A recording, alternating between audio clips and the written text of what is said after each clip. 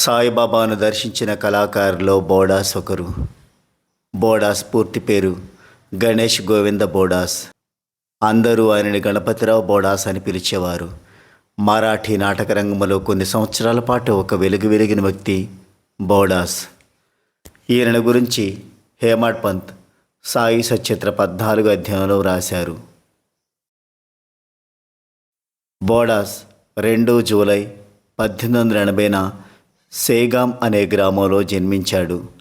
1965లో మరణించే వరకు నాటక రంగాన్ని సేవించారు.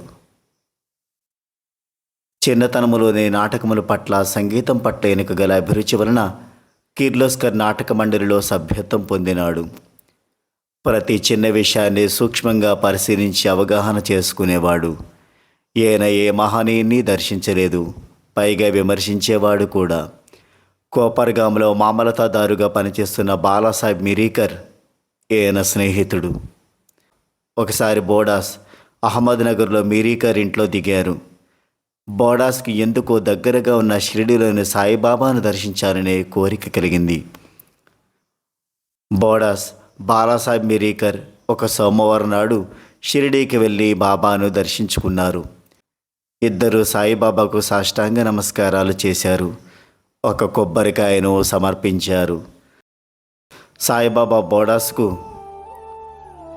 నా దగ్గరున్న ఈ ఖాళీ చిలువను పొగాకుతో నింపు ఇవ్వు అన్నారు.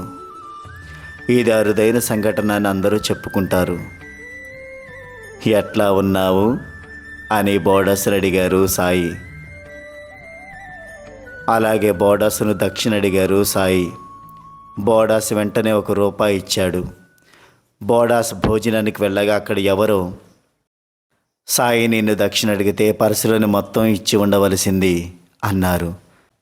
అలా ఇచ్చి ఉంటే ఎంత బాగుండేదో కదా అని తన మనసులో అనుకున్నాడు బోడాస్. ఈ విషయం అంతర్యామి అయిన సాయికి తెలియకుండా ఉంటుందా? వీడ్కోలు సమయంలో సాయి పాదాలకు నమస్కరించాడు బోడాస్. వెళ్ళిరండి, దక్షిణ ఇవ్వు అన్నారు సాయి. వెంటనే తన దగ్గరున్న డబ్బునంతా సాయికి ఇచ్చాడు బోడాస్. నీవు నాకు దక్షిణ ఇచ్చావు, నారాయణుడు నిన్ను తగు విధంగా చూస్తాడులే అన్నారు సాయి.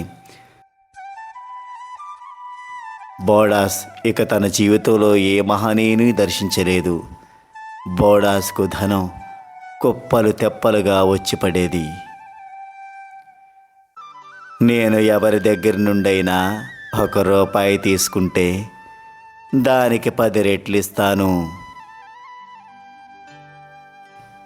అని బాబా చెప్పిన వాక్యానికి చక్కని ఉదాహరణ ఈ సంఘటన.